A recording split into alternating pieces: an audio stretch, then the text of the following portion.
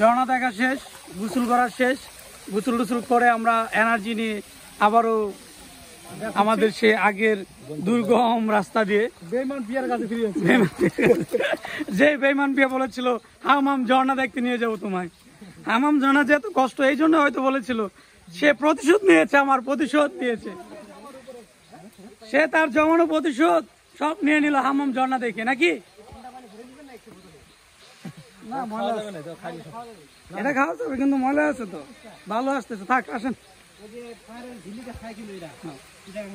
খাই তো। পানি ভালো কিন্তু উপর থেকে আসতেছে তো একটু ধুলাবালি নিয়ে পড়তেছি, মানে পাথরের ময়লাগুলো আসতেছে।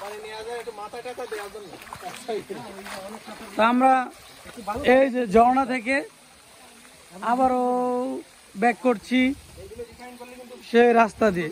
এই রাস্তাটা হাঁটতে হবে আধা ঘন্টা, তারপর উঁচু পাহাড়ের উপর দিয়ে যেতে হবে, মানে নিচ থেকে উপর উঠতে হবে 700 ফিট, নিচ থেকে 700 ফিট উপরে উঠতে হবে। তারপর উঁচু নিচু কখনো নামো কখনো উঠো পাহাড়ের উপর দিয়ে, মানে এই যে এগুলার উপর দিয়ে কখনো নামো কখনো উঠো। আর এইটা আধা ঘন্টা হাঁটবো।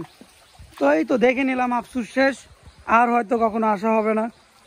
আমার বাচ্চা কাচ্চারা আমার মতো যেদিন হবে তারা সেদিন তাদের ইচ্ছা পূরণ করবে না, আমি নিয়ে আসতে পারবো না ভাই।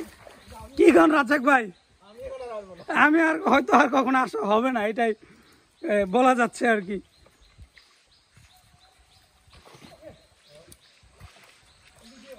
যে একবার আসছে আমার কাছে মনে হয় সে আর কোনোদিনও না আসবে না।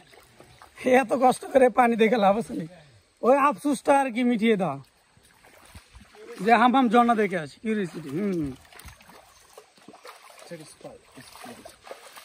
ঠিক আছে, সবাই ভালো থাকুন।